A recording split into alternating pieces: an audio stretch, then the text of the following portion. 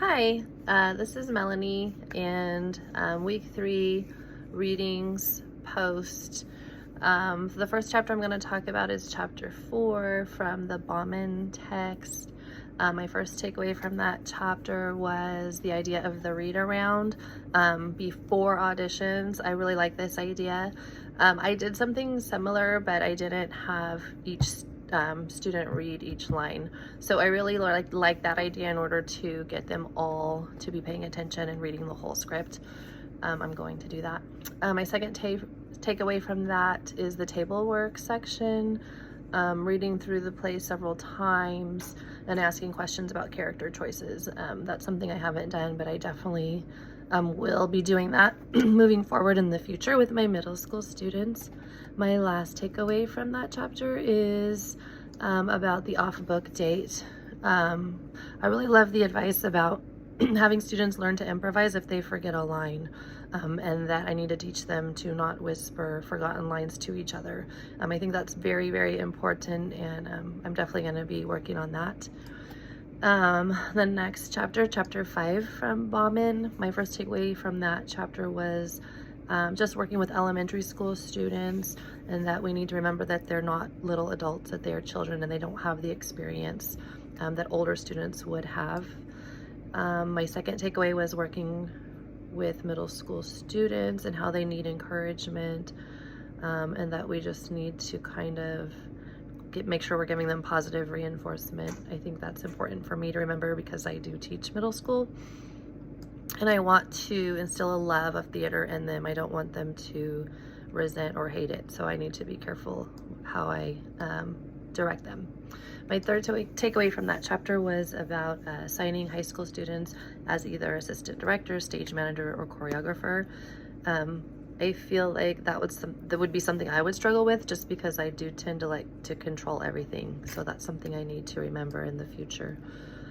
I'm going to talk about chapter 14 in the Catron book. My first takeaway from that chapter was about setting goals at the beginning and end of each rehearsal. I really love that idea, and I'm going to take that and use that starting right away. My second takeaway from the chapter is about characteristics of effective leaders. When I was reading those, I found a lot of those are also characteristics of effective teachers, and so a lot of us are teachers, and so I feel most of us are teachers. I feel like that's really important, and it was just a good reminder as a teacher that I need to follow all of those guidelines, not only in my theater classes but in my regular classes as well. I also appreciated the sample rehearsal rules that he gave us in that book, in that chapter. My other third takeaway was on memorization, and that I need to make sure that my schedule is reasonable, that I'm communicating the schedule early, and to use repetition and rehearsing scenes repeatedly. All things I need to do, and I think that was good advice for me. Chapter 15 is about working with actors and developing characters. My first takeaway from that was using the 5 W's and an H. For my middle school students, I think that is the best strategy for me to use with them in order for them to build character, because I feel like it's more streamlined and it's very specific, and it'll help them. It'll be something they can do at their level. My second takeaway is about using improvisational exercises to help discover character traits and motivations. I actually did try that this week, and it went pretty well, and the kids really liked it. So I think that's something that I will be using again. And they just really got into it and did a good job with it. So my last takeaway from this chapter is about the illusion of the first time.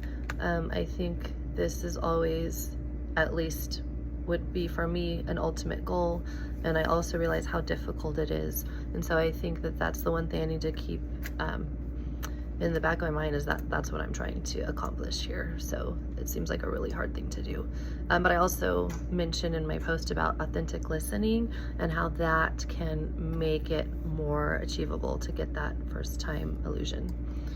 Chapter 17, my first takeaway is about attracting the audience's attention, and guidelines for movement. As a new director, I didn't really understand how important it is for there to not be movement in certain situations, and so that was a big takeaway for me. Also, that movement must be motivated. Again, I didn't know that, so that was a big takeaway also. And then my last takeaway is about blocking privately versus spontaneously. I'm brand new, so I have been blocking during rehearsals, and for me it's working, so I'm gonna stick with that until it doesn't work anymore. But I understand that the more complicated a script is, or if it's a musical, or if I have a larger cast, that obviously blocking before rehearsals might be something that would be necessary, so I understand that. Chapter 18 is about techniques for blocking. My first takeaway from this chapter was about watching for actors who make jittery movements, oversized gestures, noises. That's something I haven't really known how to deal with, but now that I know that that's definitely something I need to stop, that's what I am doing now, is just stopping it while in the moment, and telling them why it's not okay. But they understand that. My second takeaway is the use of eye focus and how I can use that to concentrate the audience's attention on important characters or actions. I had never thought of that or considered that before, so I really like that, and I do want to try to use the indirect focus method with one of my with what I'm doing right now. And then my last takeaway is on page 268, where the author states, preserve your right to experiment, to adjust blocking as your understanding of the action deepens, just as you insist that your cast experiment and grow. So for me, that was huge, because I feel like everything I'm doing is an experiment. Again, I've stated this multiple times, I'm brand new to this, so I'm learning as I go, and having the author say that it's okay to experiment is really helpful to me. So I really appreciated that. So that is all of my discussions for this week. I really learned a lot this week, and I really appreciated everything that I learned. Thank you.